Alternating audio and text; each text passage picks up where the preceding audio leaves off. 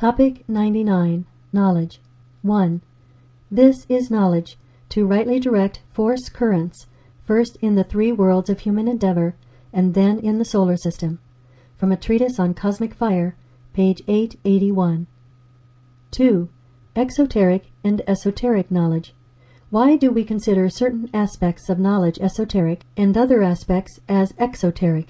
The answer to this involves the realization that some knowledge deals with the subjective side of life, and the other type of knowledge is concerned with energy and force, hence the danger of undue hasty revelation, and another with that which is energized.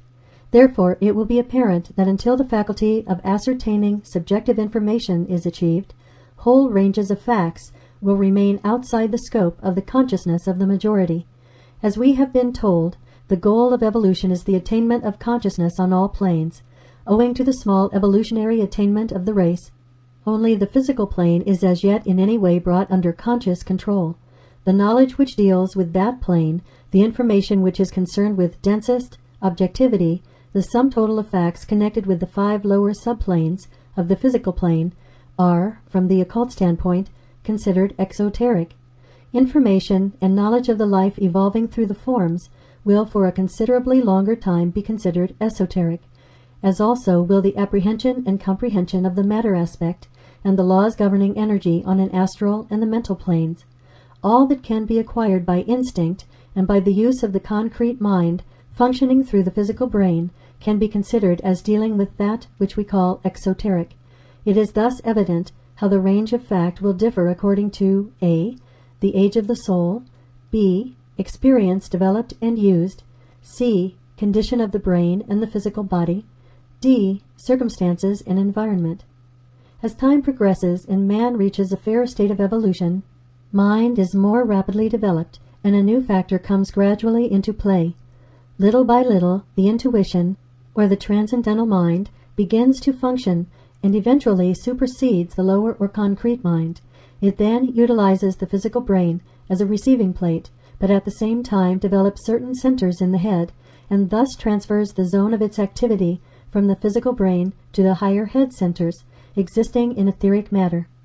For the mass of humanity, this will be effected during the opening up of the etheric subplanes during the next 2 races. This is paralleled in the animal kingdom by the gradual transference of the zone of activity from the solar plexus to the rudimentary brain, and its gradual development by the aid of manas.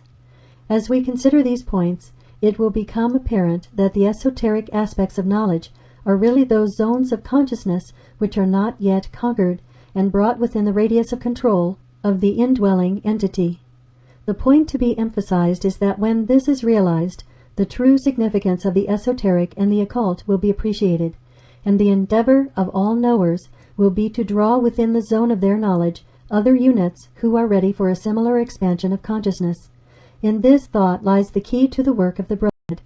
They attract by their force into certain fields of realization and endeavor, and by that attraction and the response of those human atoms who are ready, the group soul on the upward arc, or a particular center of a heavenly man, is coordinated. From A Treatise on Cosmic Fire, pages 285 through 288. 3. Beyond a certain point, it is not safe nor wise to carry the communication of the facts of the solar system. Much must remain esoteric and veiled.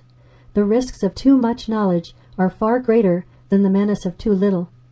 With knowledge comes responsibility and power, 2 things for which the race is not yet ready.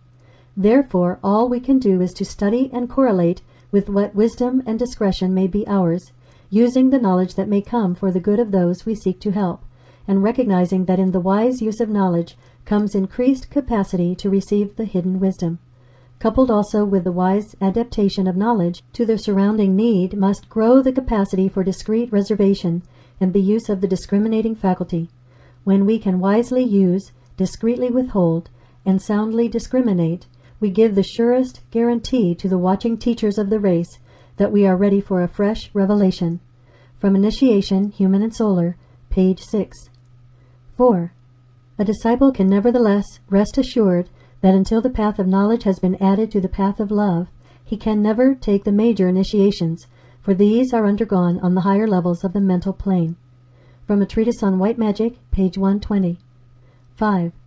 Material gain in knowledge for the individual causes stagnation, obstruction, indigestion, and pain if not passed on with wise discrimination. From Letters on Occult Meditation, page 343. 6. Knowledge when given must be used. It must be made of practical application in the daily life.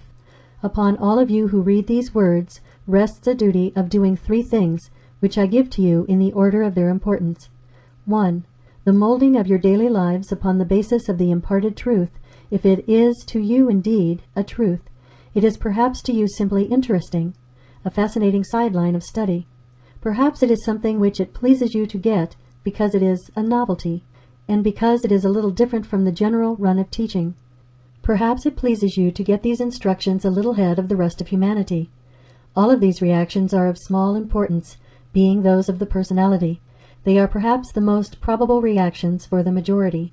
If there is nothing deeper in your reaction than those I have mentioned, then these teachings are not for you, for the responsibility upon your shoulders is thereby very great.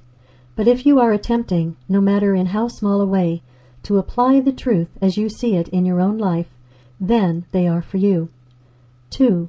The building of that structure of thought which will embody this newer teaching. You can, if you so desire, help construct the thought form of the New Age teaching.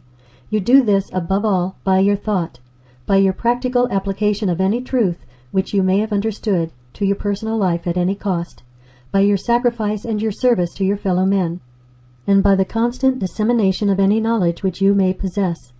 3. Distribution of the teaching over a long period of time. Have you done anything along this line, thus shouldering your responsibility? From a Treatise on the 7 Rays, Volume 2, Esoteric Psychology 2, pages 711 through 712. See also Discipleship in the New Age, Volume 2, page 279 and page 394. Topic 182. Wisdom. 1. Wisdom has to do with the development of the life within the form, with the progress of the spirit through those ever-changing vehicles, and with the expansions of consciousness that succeed each other from life to life. It deals with the life side of evolution. Since it deals with the essence of things and not with the things themselves, it is the intuitive apprehension of the truth apart from the reasoning faculty and the innate perception that can distinguish between the false and the true, between the real and the unreal.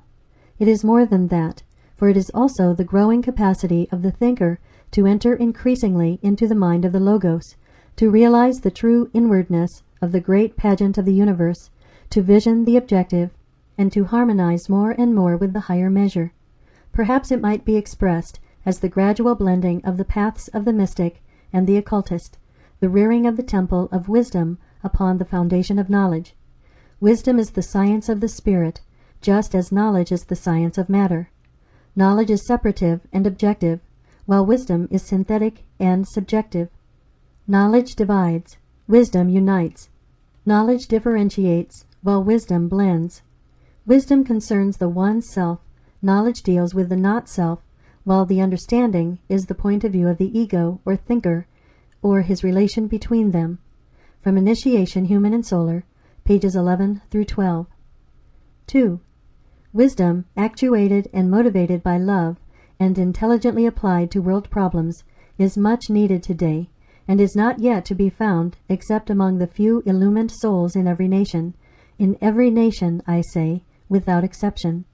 Many more must love with wisdom and appreciate the group aspiration before we shall see the next reality to be known and to emerge out of the darkness which we are now in the process of dispelling. From a Treatise on the 7 Rays, Volume 1, Esoteric Psychology 1, page 342.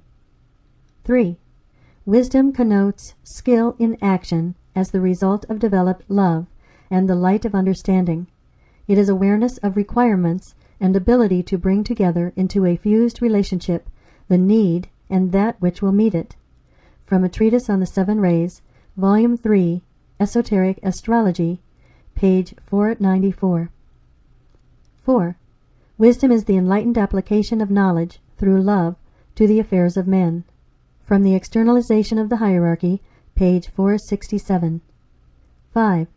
Wisdom takes the place of knowledge, when, in the transmuting fires of struggle, pain, and hard work, the aspirant transforms himself into the working disciple and is gradually absorbed into the ranks of the hierarchy. From Discipleship in the New Age, Volume 2, page 394.